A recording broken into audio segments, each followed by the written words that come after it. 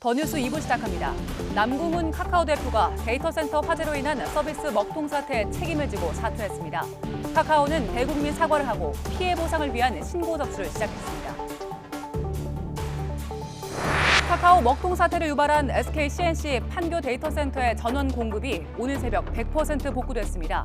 카카오 서비스도 이메일과 카카오페이 등 주요 기능 대부분이 복구됐습니다. 대장동 개발 특혜 의혹을 수사하는 검찰이 불법 정치자금을 받은 혐의로 김용 민주연구원 부원장을 체포했습니다. 김 부원장은 이재명 민주당 대표의 복심으로 불리는 최측근이어서 검찰의 향후 수사 방향이 주목됩니다. 탈북어민 강제 북송 사건을 수사하는 검찰이 노영민 전 대통령 비서실장을 소환했습니다. 정의용 전 국가안보실장과 서훈 전 국정원장도 조만간 소환할 걸로 보여서 관련 수사가 정점을 향하는 모습입니다. 북한이 어젯밤에 이어 오늘도 서해 완충구역으로 포사격을 실시했습니다. 북한군 총참모본부는 적들의 군사 도발에 대한 경보 사격을 지시했다며 군사합의 파기 책임을 남측에 돌렸습니다. 미국이 한반도의 전술핵 재배치 논란에 대해 거듭 부정적 입장을 밝히며 반대 입장을 분명히 했습니다. 미 국방부는 한반도에 2만 8천 명 넘는 미군이 주둔하고 있다고 강조했고 앞서 주한 미국 대사도 한반도에 필요한 건 핵무기가 아니라고 못 박았습니다. YTN 김영수입니다.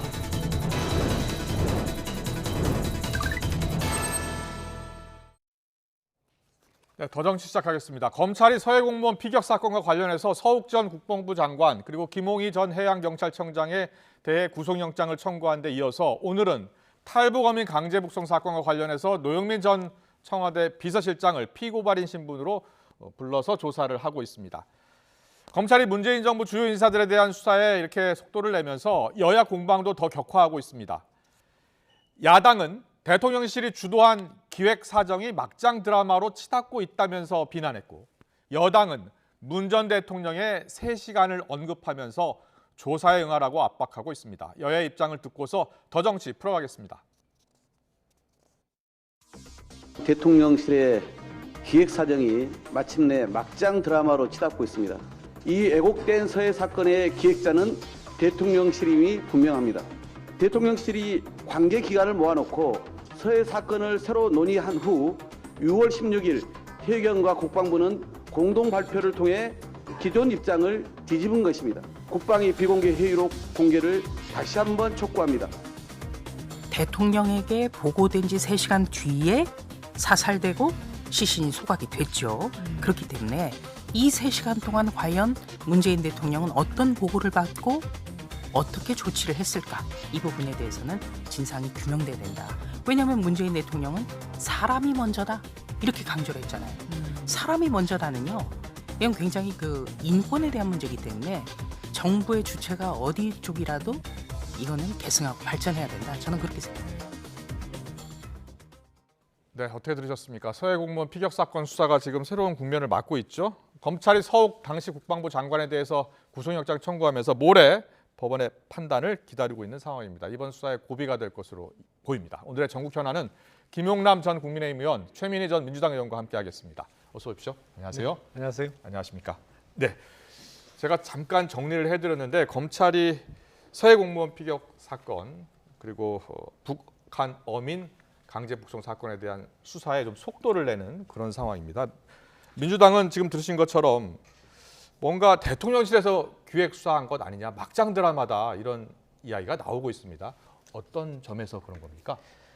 우선 이 사건 예. 자체를 가지고 이렇게 판을 키우는 이유를 모르겠습니다. 예. 게다가 지금 세계적 경제 위기에 뭐 그것도 날리고 북한은 하루가 멀다 하고 도발을 하고 있고 이런 상황에서 정치적 보복 수사 내지는 예. 정치적 보복 감사 이런 걸로 대한민국이 시간을 보내서 될까 예. 이런 걱정이 되고요. 이상한 예. 건 두 가지입니다. 네네. 하나는 이 서해 공무원 피격 사건에 대해서 국민의힘의 한기호 의원, 그 당시 국방위 간사도 국방부의 보고를 받고 아 이거 월북으로 보인다라고 의총에서 보고한 일이 있습니다. 예. 이에 대해서 한기호 의원이 먼저 답을 하셔야 될 것 같고요.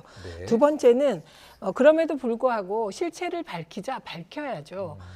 그러면 지금 몇 명만 비공개 자료를 가지고 그것을 근거로 해서 전 국방부 장관을 지금 뭐 이렇게 구속영장을 청구하고 하고 있지 않습니까? 그러면 왜 그러면 국방위 회의록, 당시 회의록을 공개하는데 국민의힘이 동의하지 않는지 예. 저는 이게 거의 미스테리라고 보고요. 네. 이런 민감한 남북관계를 가지고 정치 보복 수사를 할 때 한다면 뭐 이 상황은 그대로 몇 년 후에 국민의힘의 상황이 될 수도 있다. 그래서 저는 정치적 보복 수사는 중단돼야 된다고 생각합니다. 예, 알겠습니다. 야당의 입장을 충분히 들었고요. 자, 일단은 그 당시 국방위 회의록을 공개해야 된다라고 계속 이야기하고 있잖아요. 야당에서는 그 회의록 공개할 수 없는 겁니까? 글쎄요, 그 회의록 내용 중에는 소위 그 SI라고 하는 특별 기밀도 포함되어 있기 때문에 그건 이제 함부로 다 공개하면 그게 예. 스페셜 인포메이션이라고 할 수 없겠죠. 그런 사정이 있는 것이고요. 예, 예. 이 사건은 어떤 지금 여당이나 정부에서 기획했다고 볼 수가 없는 것이 이 사건 벌어진 게 2020년 9월 22일입니다. 예. 그때도 정부에서는 자진 월북이다 이렇게 발표를 했습니다만 많은 의혹이 일어났어요. 과연 월북 맞느냐? 그 가족들과의 어떤 관계라든지 가족들이 전하는 상황에 비추어서 과연 이 사람이 월북을 할 이유가 있느냐? 그리고 월북할 사람이 그 사건 발생 이전에 그런 행동을 보였겠느냐라는 의문이 있었습니다만 예. 당시 민주당 정부에서 일방적으로 월북으로 몰아간 것이죠. 그 진실이 이제 하나 둘씩 밝혀지기 시작한 것입니다.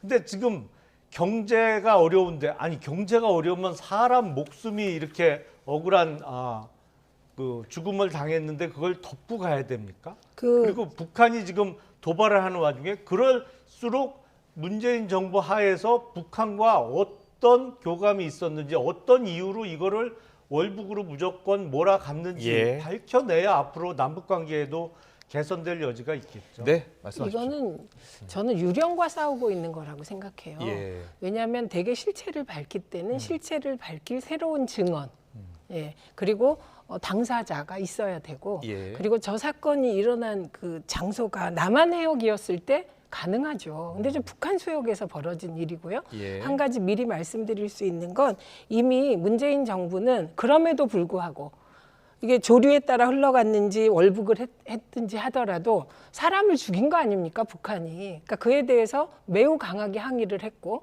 이건 김정은이 공식적으로 사과를 한 사안이다. 예. 이 부분은 이제 분명히 해야 되고 그다음에 한 가지 더 말씀드리고 싶은 건 정권 교체가 된 이후 지난 6월 네. 갑자기 국방부와 해경이 이게 월북이 아닐 수도 있다는 식의 태도를 바꿉니다. 어떻게 국가기관이 그렇게 태도를 하루아침에 바뀝니까?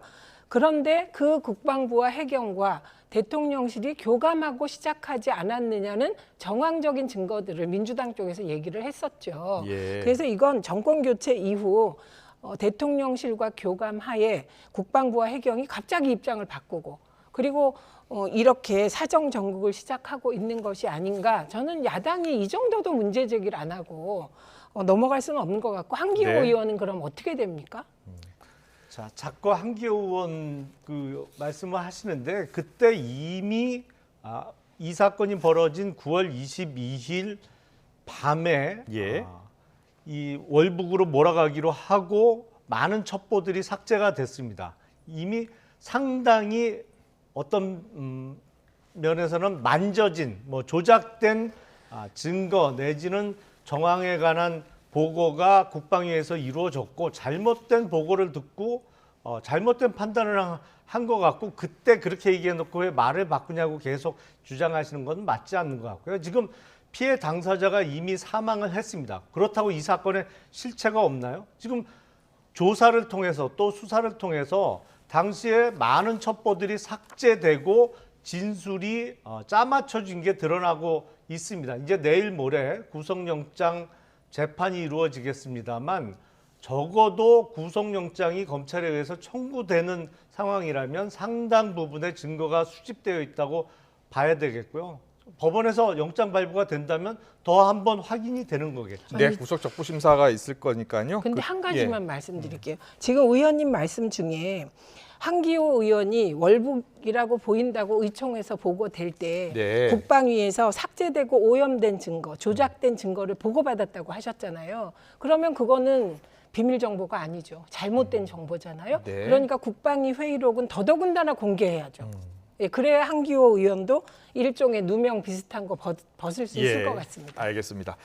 그리고 오늘 오전에 이제 노영민 전 비서실장도 소환에 응해서 또 조사를 받고 있습니다. 이제 이거는 2019년 사건이죠. 탈북한 북한 어민 2명을 왜 강제 북송했느냐라고 이제 여당에서 주장을 하고 있는 것이고 이와 관련해서 지금 고발이 있었고 수사가 진행 중입니다. 노영민 전 비서실장까지 이제 소환 조사를 하면서 정치권에서는 이게 결국은 문 전 대통령의 수사까지 이어지는 것 아니냐라는 그런 생각을 갖고 있는 분들도 많습니다. 어떻게 생각하세요? 글쎄 수사는 뭐 선을 그어놓고 하는 것은 아니죠. 실체적 진실을 발견하기 위해서 필요하다면 필요한 만큼 수사는 해야 될 겁니다. 다만 이제 이게 특히 청와대와 관련된 사안은 대부분 비서실장이나 아니면 국가안보실장선에서 마무리되거나 수사가 소위 꼬리가 끊어진다고 하죠. 그런 네. 경우가 종종 있어 왔기 때문에 앞으로 어떻게 더 발전할지 모르겠습니다만 이 사건이 벌어진 그러니까 탈북어민 강제 북송 사건이 벌어졌던 2019년도에도 또 많은 의혹이 제기됐어요. 예. 정부에서는 이 탈북어민 2명이 동료 선원 16명을 살해하고 넘어왔다 이렇게 했는데 글쎄요 이게 무슨 뚝방의 전설도 아니고 2명이 16명을 살해하는 게 과연 가능하냐 그때도 많은 의문이 제기됐거든요. 근데 예.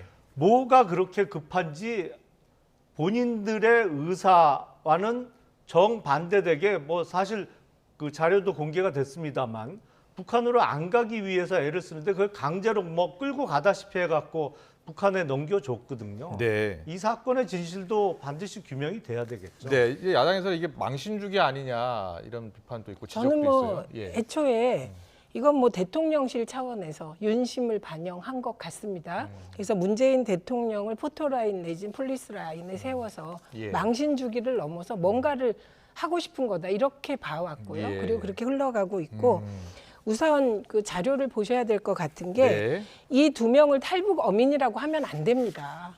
살해범이에요. 이분들이 살해범이라는 것은 사실상 현재 통일부 장관도 인정했습니다. 공개적으로. 아, 그랬습니까? 예, 인정했습니다. 이 부분은. 그리고 그 여러 명이 이 사람들이 살해범인 것까지는 인정을 했는데 예, 인정했는데 살해범이라고 하더라도 이렇게 하는 게 맞느냐로 이미 넘어갔어요. 예, 그렇기 때문에 이 부분과 관련하여서는 제 기억상 확실하거든요. 이 부분은. 그렇기 때문에 이 부분 관련하여서는 쟁점이 다르다는 거. 그리고 이게 과연 그게 16명을 살해했건 1명을 예. 살해했건 살해범인 경우 의원님은 그러면 이 탈북한 살해범들을 강제 북송한 것이 이게 그렇게 잘못된 것인지 이 부분에 대해서는 다시 판단해야 될 것 같습니다. 그래서 쟁점이 옮겨져 왔습니다. 예. 이 사건 수사가 문재인 대통령을 비롯한 전 정권 인사들에 대해서 망신 주기 아니냐. 그러면 망신을 안 당하는 게 사람의 생명이나 인권보다 더 중요한가요? 망신 안 당하기 위해서는 이 사건 수사를 하지 말고 그냥 덮어야 된다는 얘기인가요? 예. 그거 옳지 않은 얘기 같아요. 그리고 살해범이냐? 자, 선상에서 살해 사건이 일어났을 수 있습니다. 다만 그때 문재인 정부에서 발표한 그 상황은 선뜻 이해하기가 어렵다는 것이죠. 예. 2명이 어떻게 하면 좁은 선상에서 16명을 살해할 수 있습니까? 그때 강제 북송을 하는 가장 대표적인 이유로 흉악한 살해범이다. 이 2명이 동료 선원 16명을 살해를 했다라는 것을 이유를 들었어요. 그 상황이 선뜻 이해하기가 어렵죠. 그리고 말씀하신 대로 아니 그렇다면 진상규명도 필요 없이 무조건 본인들의 의사와 상관없이 강제로 북으로 보내는 게 맞습니까? 아니요, 진상 규명했죠. 수사도 했고. 그리고 아니, 본인들이 며칠 만에 이루어졌는데 아니, 본인들이 그 자- 사이에 무슨 자백- 진상 규명이 됐어요? 아니 본인들도 자백을 했습니다. 그런데 이 사건도 마찬가지로 16명을 죽였다 2명이 그게 이상한다. 만약에 이상하다고 생각하시면 지금 그거 진상 규명할 수 있습니까? 저는 이게 정치 공세인 게 지금 유령과 싸우는 느낌이에요. 왜냐하면 그 16명 죽었다는 16명을 만나서 조사를 할 수 있습니까? 아니면 북송된 사람들을 만나서 조사를 할 수 있습니까? 저는 이 두 개에 대한 이 정치 공세는 이게 보복이라고 느끼고 이건 정말 전 정권에 대한 보복이라고 생각하는 이유 중에 하나가 진상을 밝힐 수가 없다는 거예요. 북한의 협조를 받으실 수 있습니까? 자, 이것과 서해 관련하여? 공무원 피살 사건도 마찬가지입니다만 네. 그 피해자 이대준 씨는 이미 사망을 했죠. 하지만 수사를 통해서 국방부나 여러 정부기관이 당시 첩보를 삭제한 게 밝혀지고 있습니다. 잠깐요. 삭제가 그 부분에 아니고요. 대해서 예. 그 부분에 대해서 적어도 장관이나 청장이 밑에 직원들한테 어떤 지시가 내려졌는지가 밝혀지고 있어요. 이 탈북어민 한 강제 가지만. 북송 사건도 지금 피해자들이 다 사망했고 그 사람들 북으로 보내줬는데 니들이 어떻게 밝힐 거냐라고 하실 게 아니고 수사를 통해서 우리가 실체적 진실에 접근할 수 있는 것은 최대한 접근을 해야죠. 왜 그래서 그런 조치가 문재인 정부 하에서 내려졌는지를 국민들 앞에서 밝혀야죠. 네. 예, 할게요. 근데 예. 국방부나 해경이나 관계자들이 말 바꾸고 이러는데 국민들 누가 믿겠습니까? 예. 그리고 지금 자꾸 삭제 하시는데 너무 일방적이에요. 서욱 전 장관이 분명히 얘기했습니다. 삭제가 아니라 배포 범위를 축소한 것이고 예. 원본이 그대로 남아 있다고. 예, 그러니까 이런 실체적 진실도 무시하고 무조건 네. 삭제하는데 어떻게 믿습니까? 알겠습니다. 이 이슈 다음 이슈 넘어가야 되니까요. 여기서 마무리를 하고요. 오늘 오전에요. 이재명 대표의 최측근이죠. 김용 민주연구원 부원장이 지금 체포가 됐습니다. 압수수색도 이루어지고 있는 것 같고요. 먼저 김용 민주연구원 부원장 이재명 대표가 직접 이제 측근이라면은 김용 정도는 돼야지라고 했기 때문에 알려진 인물입니다. 예.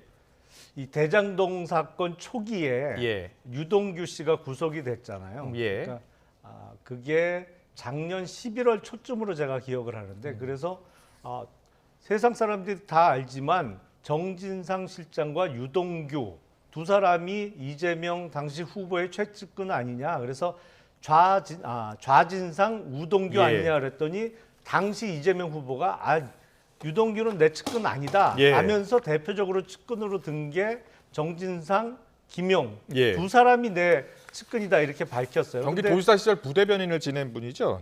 뭐 예. 인연이 깊더라고요. 예. 근데 급기야 이제 김용 전 시의원도 전 부원장도 이제 체포가 됐습니다. 이게 보면 혐의가 뭐로 지금 나와 있죠? 정치자금법 위반으로 알려져 하천대유 있는데요. 등의 특혜를 주고 수억 원을 받은 혐의입니다. 물론 본인은 다 부인하고 있습니다. 예, 예. 이게 이제 대장동 사건도 있고 또 그 사람들이 연루된 다른 의혹이 위례 신도시 관련해서도 또 예. 있습니다. 그래서 위례 신도시와 대장동 사건과 관련해서 수억 원대의 자금을 받은 혐의인데 예. 이게 알려진 바에 의하면 유동규 씨로부터 받았다는 거예요. 네. 그러니까 사실 어떻게 보면 당시 이재명 후보의 최측근들 사이에 뭐 왼쪽 주머니에 있는 거 빼서 오른쪽 주머니에 넣어준 것 같은 느낌이 드는데 그때는 유동규는 내 측근 아니다라고 이게 소위 꼬리 자르기를 했습니다만 이제 김용 전 부원장이 체포가 되면서 예. 구속영장이 청구될 가능성이 높아 보입니다. 그래서 이 부분에 대해서는 이재명 대표께서 또 어떤 이야기를 내놓을지 궁금합니다. 네, 이재명 대표는 아직 입장을 밝히지 않고 있고 민주당의 입장은 나왔죠. 우선요. 지금 김용 민주연구원 부원장이 체포됐는데 왜 이재명 대표를 갑자기 끌어들입니까? 그러니까 저는 이 김용이 목표가 아니라 이재명 대표를 어떻게 해서든 그 뭔가를 하려는 예. 그러니까 갑자기 좀 차근차근 밟아가지 않고 무조건 이재명 하는 예. 거 아닙니까? 그래서 저는 좀 이상한 게 있어요. 석연치 않은 게. 네. 어제 법사에서 굉장히 중요한 그 토론거리가 된 것이 예. 뭐냐면 유동규 씨에 대한 것입니다. 예, 유동규 전 성남도시개발공사 본부장 지낸. 네, 예. 유동규 전 본부장이 예. 지금 구속 상태인데 변호인의 접견을 거부하면서 검사를 만나러 가서 검사가 변호인을 대동하는 걸 원치 않는다. 아, 이렇게 했다는 기사까지 오늘 나왔습니다. 예, 근데 예, 이 기사도 사실인지 저희가 알 길이 없습니다. 네. 근데 법사위에서 민주당 의원들이 유동규가 제2의 한만호가 되는 게 아니냐. 구속된 상태에서 검찰에 나가면서 거기서 유동규의 입에서 뭔가가 조작되고 있는 것이 아니냐는 경고를 했습니다. 예. 어제 법사위에서. 예. 그리고 공교롭게 오늘 이런 일이 벌어진 거예요. 그래서 이 부분은 민주당 입장에서는 예. 또 기획적 보복 수사가 진행되고 있는 게 역시 아니냐는 기획적 보복 수사가. 걱정을 하면서 또 예. 하나는 위례신도시 뒷돈 받았다고 하는데 위례신도시가 언제 됐는지 아시죠? 2013년에 입주한 거예요. 그러니까 돈을 받았다면 그 이전이죠. 만약에 받았다면. 예. 예, 그런데 정치자금법 위반으로 체포를 해요. 정치자금법은 공소시효가 7년 아닌가요, 의원님? 네. 제 기억에. 연도가 안 맞아요. 그러니까 이게 저로서는 정치자금법 위반인데 위례신도시 뒷돈이라고 언론에 보도가 됐어요. 그 언론이 사실이라면 예. 이거는 시효가 지난 건데 왜 이렇게 할까? 네. 그리고 이렇게 막 압수수색까지 하고 이러는데 이게 정치자금법 위반이라는 거예요. 예, 예. 저기 체포영장이나 뭐 이런 거에 네, 적시된 보면. 이거 언론 보도입니다. 예, 예. 그러니까 앞뒤가 안 맞아서 이거는 추이를 지켜봐야 되겠다. 그리고 민주당도 추이를 지켜보자. 예, 이게 입장입니다. 네. 예. 알겠습니다. 일단 예. 금품 수수 시기는 특정은 안 돼 있고요. 물론 체포영장에는 특정이 되어 정치자- 있겠습니다만 뭐 언론에 옛날 같이 이렇게 영장을 볼 수가 없기 때문에 예. 언론에서도 그거는 지금 나중에 따져봐야 될 것 같고요. 저희도 저희 YTN 취재를 보면은 특정의 위례만 딱 못 봐온 건 아니고 그렇죠. 전체적으로 대장동 다 같이 위례. 대장동 개발 등을 포함해서 이렇게 표현을 아니 돼 그리고 있었습니다. 왜 여기서 이재명 대표가 나오냐? 아니 대장동 사건을 대장동을 허가 내준 당시 성남시장이 이재명이고 누가 봐도 허가 유동규, 내주면. 김용 다 이재명 대표의 측근이기 때문에 당연히 이재명 대표가 아니, 그러니까. 거론될 수밖에 없는 것이죠. 그리고 의원님. 민주당에서 불안해하시는 건 제가 아니요. 이해를 하겠어요. 왜냐하면 유동규가 혹시 진술을 번복해서 대장동 사건과 관련해서 이재명 당시 성남시장의 역할에 대해서 어떤 이재명 대표에게 불리한 진술을 하지 않을까 해서 불안해하시는 거는 이해를 하겠는데 그게 실체적 진실이라면 밝혀져야 되는 겁니다. 아니, 그걸 동의합니다. 민주당에서 네. 불안해하지 않도록 아니요. 수사를 안 할 수는 없는 거죠. 아니 그 원칙을 도이치모터스 주가 조작과 영부인에게도 좀 적용을 해주세요. 왜 이거를 예. 꼭 야당 인사에게만 적용을 합니까? 게다가 만약에 우리 검찰이 공작적 기획 수사를 단 한 건 안 한 검찰이라면 사람들이 믿겠죠. 그렇지만 우리 검찰이 군부 독재부터 지금까지 기획적인 수사를 너무 많이 타겟형으로 문재인 해왔기 정부 때 때문에 많았죠. 예. 그 문재인 정부 검찰총장이 윤석열 대통령이었습니다. 그러니까 그거는 자기 얼굴에 침 뱉기세요. 그래서 저는 검찰이 공정하게 여야 문제되는 분들 다 하셔라. 그래야 민주당도 이게 기획수사다 이런 말 안 할 텐데 지금 너무 불공정하지 네, 않습니까? 알겠습니다. 다음 이슈로 넘어가겠습니다. 두 분 말씀 잘 들었습니다. 이재명 대표 관련해서 하나 더 있는데요. 주식 매입과 관련해서 당내 논란을 좀 이게 당 내에서 계속 이야기가 나와서요. 어떤 이야기들이 오갔는지 잠깐 듣고서 이야기 나누겠습니다. 또 민주당의 대선 후보였는데 그걸 생각을 한다면 극히 개인적 이익, 개인적 사익에 해당하는 이 주식 거래 이런 지지했던 사람들에게 좀 실망스러운 측면이 분명히 있다. 총구를 외부를 향해야지 혹시라도 이 총알 한두 개가 내부를 향하게 되면 이건 굉장히 치명적인 게 되는 것이거든요. 그걸 저는 소위 말해서 갈치 정치라고 이야기를 합니다. 계속 신뢰를 하고 있다가 또 애정하고 있다가 이번에 그 실망이 좀 큰 거 아닌가. 어쨌든 전재수 의원은 할 말 한 거다. 아니 민주정당에서 이런 얘기 못하면 그게 무슨 민주정당입니까? 전재수 의원이 갈치라면 안민석 의원은 뭐 완전 대왕갈치 아니냐 싶네요. 당내에서 실제로 이재명 대표가 주식을 샀다 판 것에 대한 이야기들이 오가고는 있습니까? 아니요. 안 전혀 오가요. 얘기 안 해요? 저분들 당내에선 얘기 안 하세요. 언론에서만 아, 저러세요. 그렇군요. 이거는 예. 마치 이준석 대표가 뭐 국민의힘 내부에 대해서 총질을 하는 게 그게 갈치로만 바뀐 그런 상황이라 예. 정당에서 늘 이런 일이 벌어집니다. 그 이유도 여러 가지고 그리고 국회의원들이 다 헌법기관이고 예. 그 말할 자유가 있으신데 다 네. 저렇게 말할 자유 있다고 생각합니다. 근데 중요한 건 네. 발단이 됐던 주식 문제는 저는 그게 5월에 사신 거더라고요. 예, 5월에 샀다고 합니다. 그런데 그 주식 그러니까 이게 국민의힘에서 제기했던 문제 이해 충돌이었는데 네. 사실 이해 충돌은 아니죠. 왜냐하면 백지 신탁했으니까. 예, 그리고 마이너스 15%로 다 팔았기 때문에 국민의힘에서 제기한 문제에 대해서는 답변을 다 한 거예요. 그리고 예. 문제 제기하니까 어쨌든 뭐 해소하겠습니다. 그리고 팔았으니까 네. 이 논란이 끝나는 거죠. 그 논란의 끝에 전재서 의원이 굉장히 정서적인 얘기를 한 거 아닙니까? 네.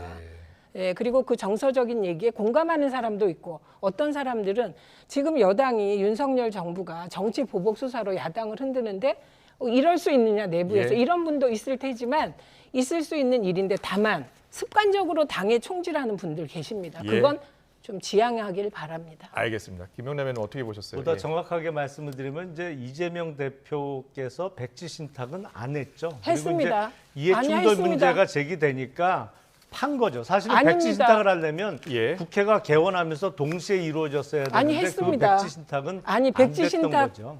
의뢰했고요. 예, 그게 예. 심사 과정에 있었습니다. 아니 그러니까 등원과 그러니까 국방위에 그건- 상임위가 배치되면서 그 전에 백지 신탁이 이루어졌어야 되는데 그건 안 됐던 것이고 아니죠. 그건 다만 국방이 돼도 한 해도 가지 이제 됩니다. 놀라운 것은 이제 선거가 치러지면 뭐 승리하면 별 상관이 없습니다만 패배하면 지지자들도 뭐 한 달 동안만 내내 술 먹었다는 분도 계시고 물론 후보는 그 충격이 더 훨씬 오래 가는데 네. 하나 확인된 건 이재명 대표께서는 정말 멘탈 갑이신 네. 거는 확인이 된 것 같습니다. 알겠습니다. 막 술 먹고 그런 예. 거는 어떻습니까? 그런 예, 괴로움을 극복하기 위해서 할 수 있는 일이 뭐가 있습니까?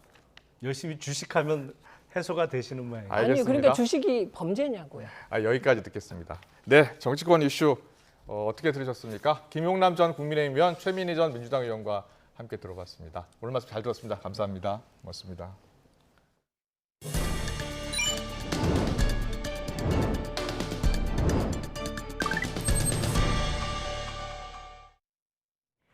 어젯밤 동서해 해상 완충구역에 포사격을 감행한 북한이 오늘 오후 서해 해상 완충구역으로 포병 사격을 또 진행했습니다. 합동참모본부는 북한이 오늘 낮 12시 30분쯤 황해남도 연안군 일대에서 서해상으로 발사한 100여 발의 포병 사격을 관측해 조치했다고 밝혔습니다. 우리 영해에 관측된 낙탄은 없었지만 낙탄 지점은 9.19 군사합의에 따른 NLL 북방 해상 완충구역 아닌 것으로 평가됩니다. 이에 대해 합참은 우리 군이 9.19 군사합의 위반과 즉각 도발을 중단하라는 내용의 경고 통신을 여러 차례 실시했다고 전했습니다. 북한이 어제에 이어 오늘 또다시 서해 완충구역으로 포사격에 나서면서 적들의 군사 도발에 대한 대응이라고 주장했습니다. 북한군 총참모본부는 대변인 발표에서 오늘 오전 8시 27분부터 9시 40분 사이에 제5군단 전방 일대에서 적들이 또다시 방사포탄 10여 발을 발사하는 군사적 도발을 감행했다고 주장했습니다. 그러면서 이에 대응해 북한군 동부와 서부 전선 부대들에 다시 한번 동서해상으로 위협 경고 사격을 진행하라는 지시를 했다고 밝혔습니다. 코로나19 신규 환자가 2만 명대로 감소세 정체 현상이 이어지고 있습니다. 코로나19와 계절 독감이 동시에 유행하는 이른바 트윈데믹의 피해를 줄이기 위해 특히 영유아에 대한 의료 대응 체계가 바뀝니다. 취재 기자 연결합니다. 최명신 기자. 네, 최명신입니다. 오늘 신규 확진자 현황은 어떻습니까? 네, 오늘 0시 기준 코로나19 신규 환자는 29,503명입니다. 하루 전보다 3,001명 적습니다. 2주 전보다 5천여 명, 일주일 전보다는 1,000명 정도 줄었습니다. 전날 확진자 숫자가 전주 대비 2배 증가는 더블링 현상까지 나타나면서 재유행에 대한 우려가 컸었는데요. 일단 급증세가 이어지지는 않았습니다. 위중증 환자는 243명으로 8일째 200명대를 유지했습니다. 전날 한 자리 수로 주춤했던 사망자는 다시 43명으로 반등했습니다. 이런 가운데 현재 10%대인 재감염 비율이 다소 올라갈 거란 전망이 나왔습니다. 이번 달 첫째 주 확진자 가운데 재감염 추정 사례 비율은 10.11%로 전주와 비슷했는데요. 방역당국은 과거 감염에 따른 예방효과 지속기간이 백신 접종 효과보다 좀 더 오래 지속되긴 하지만 역시 시간이 지나면서 감소한다며 재감염률이 앞으로 좀 더 올라가는 경향을 보일 것으로 전망했습니다. 최근 날씨가 추워지면서 재유행 가능성이 점점 커지고 있는데요. 정부는 특히 소아계층에서 코로나19와 계절 독감이 동시에 유행하는 상황을 막기 위해 의료 대응 체계를 개편하기로 했습니다. 우선 6개월에서 만 13세 이하 어린이 439만 명을 대상으로 독감 예방접종을 중점적으로 시행하고 생후 2주에서 만 9세 이하를 대상으로는 항바이러스제도 선제적으로 처방하도록 했습니다. 또 소아 환자의 신속한 입원을 위해서 사전에 지정된 전담 병상은 중증 소아 환자 대응에 집중하도록 하고 지역 내 일반 병상 활용도를 활성화하기로 했습니다. 야간이나 주말 같은 취약 시간대의 대응 체계를 강화하기 위해 달빛 어린이 병원이나 소아진료 의료 상담센터 등 소아에 특화된 의료 자원도 확충됩니다.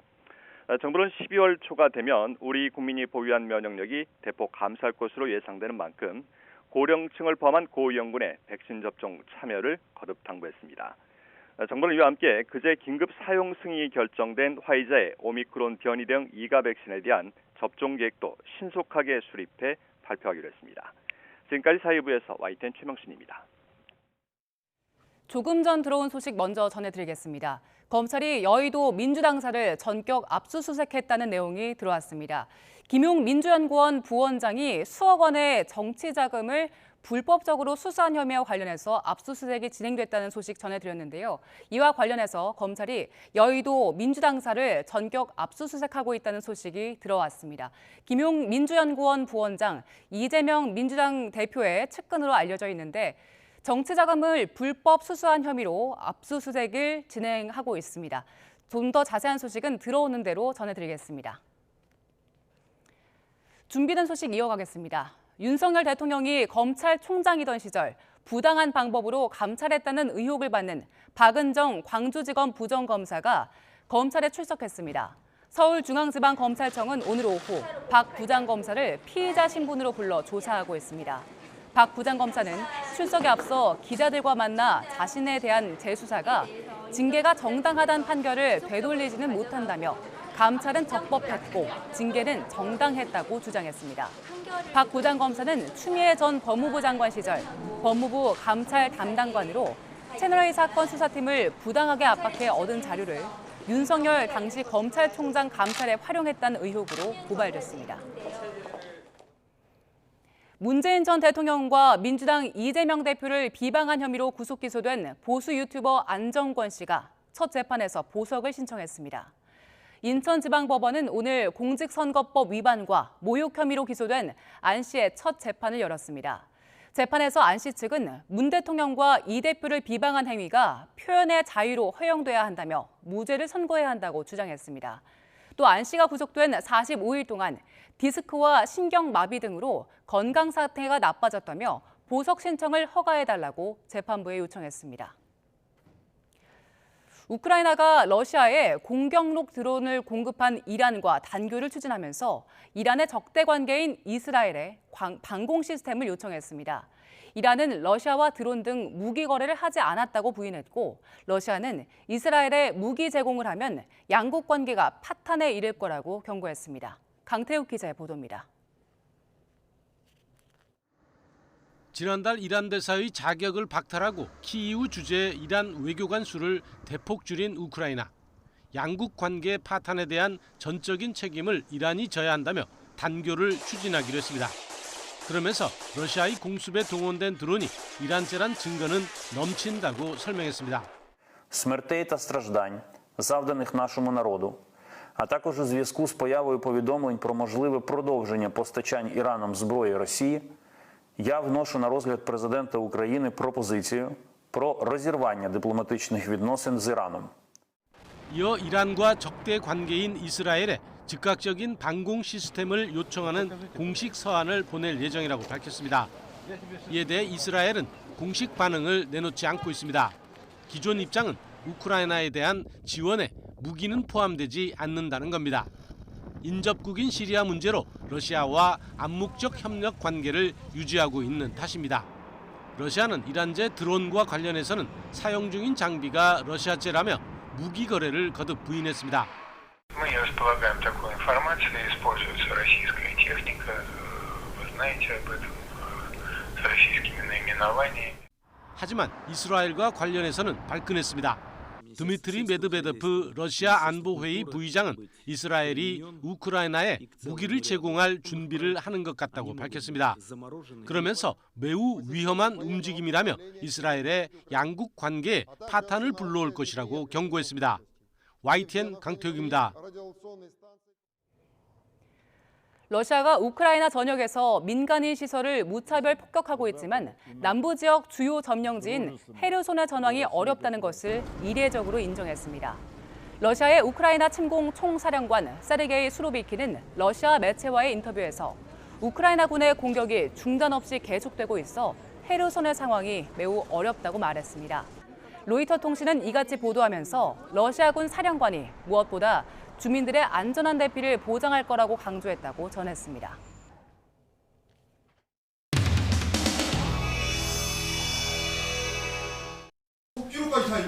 이동훈 간사님 대신상 발언에 이렇게 끼어드는 것이 민주당 간사님 나온 발언입니까? 웃자고 한 농담이라고 하셨는데 저는 그 농담은 웃을 수가 없는 농담이고 해서는 안 되는 농담이라고 생각합니다. 우리는 그를 절대로 농담이라도 최고 존엄으로 부를 수 없습니다. 북한의 군대에 의해서 그렇게 무참하게 그런 피해를 당한 것인데 그래서 저기에 뭐 최고 존엄인가 하는 사람이 공식적인 사과까지 한 사람들인데 그래서 저기에 뭐 최고 존엄인가 하는 사람이 공식적인 사과까지 한 사람들인데 일종의 조롱이자 야유였는데 저는 이렇게 얘기했음에도 불구하고 이게 사과할 사안입니까? 웃자고 얘기했더니 죽자고 달려드는 격인데요. 어떻게 그렇게 경직된 세계관을 가지고 대한민국 변화하는 21세기를 살아갈 수 있는지. 우리 국회의원이 해서 되는 발언에 선이 있고요. 넘지 않아야 될 선이 저는 있었다고 생각합니다. 북한의 김정은 위원장을 최고 존엄이라고 할 수 있습니까? 아무리 비아냥이라고 해도 좀 부적절한 발언입니다. 저는 국민의힘 의원님들이 죄송합니다 이런 말씀을 주셨으면 그냥 의례적인 정치 공세다 이렇게 생각하고 넘어갈 수도 있었을 것 같아요. 근데 오히려 죄송합니다. 그런데 국민의힘 의원님 비유의 과정이니까. 아이고. 제 행동은요. 기동민 가서 들어보세요. 마치 이렇게 생각하시는 거 아닌데 저는 이렇게 생각합니다, 여러분. 받아들일 수가 없어요. 제 의사지도 다른데 자, 기동민 가서 그게 아니라고 얘기하는데. 자, 그렇게 하세요. 자, 두 분. 하나도 안 지키면서. 자. 그러면 남의 표현도 존중을 해줘야죠, 그러면. 자. 내가 도정은 의원. 내가 끼워주세요. 제가 도정은 의원님. 제가 혼자 있다고 그렇게 만만하십니까? 박범계 의원님. 이게 말이 됩니까? 조정원 의원에 대해서 한마디 하고 싶은 말씀. 안 되겠습니다.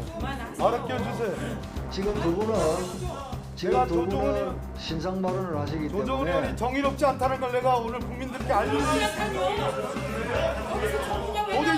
도저히 참을 수가 없어요. 아니 기동민 간사 두 번 말씀하셨고 조정훈 의원 두 번 말씀하시면 정리될 일을 박범계 의원.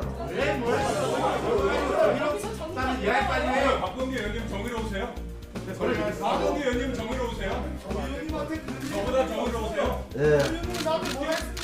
도저히 지금 감사를 계속할 상황이 아닌 것 같습니다. 자, 여러분 오늘 갈 길이 멉니다.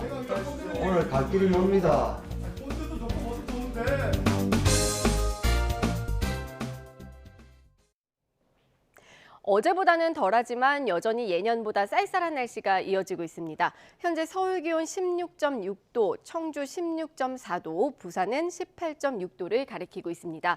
추위는 내일 아침까지 이어진 뒤 낮부터 풀리겠습니다. 내일 서울 아침 기온이 7도로 평년 기온이 3도가량 밑돌겠고 낮 기온은 19도로 예년과 비슷한 수준을 보이겠습니다. 내일도 전국이 대체로 맑겠고 낮 동안은 대기질도 양호하겠습니다. 다만 인천과 경기 남부, 충남은 밤에 일시적으로 미세먼지 농도가 높아지겠습니다. 아침 기온은 오늘보다 1도에서 3도 정도 높겠습니다. 서울 7도, 춘천 4도, 부산 10도로 예상됩니다. 낮 기온은 오늘보다 2도에서 4도 정도 높겠는데요. 서울 19도, 청주 20도로 예상됩니다. 당분간 대체로 맑은 날씨가 이어지면서 대기는 점점 더 건조해지겠고요. 일요일 오후부터는 반짝 쌀쌀해질 것으로 전망됩니다. 날씨 정보였습니다. 네, 뉴스 속보 더 전해드리겠습니다. 여의도 민주당 중앙단사를 전격 압수수색하고 있다. 검찰이요. 뉴스 속보 전해드렸습니다. 김용 민주연구원 부원장이 오늘 아침에 수억 원의 불법 정치자금을 받은 혐의로 체포가 됐는데요. 압수수색이 진행 중인데 민주연구원 부원장 관련 중앙당사를 전격 압수수색했는데 민주당사에서 검찰 수사진과 당직자가 대치 중이라는 뉴스 속보 올라와 있습니다. 네, 다시 한번 전해드리겠습니다. 검찰이 여의도 민주당 중앙당사를 전격 압수수색했다는 소식을 전해드렸는데 민주당사에서 검찰 수사진과 당직자가 대치 중이라는 소식이 들어왔습니다. 자세한 소식은 다음 뉴스에서 전해드리겠습니다. 이슈를 더 쉽게 전해드리는 더 뉴스, 내일은 저희가 더 준비하겠습니다. 잠시 뒤 뉴스큐가 방송됩니다. 시청해주신 여러분 고맙습니다.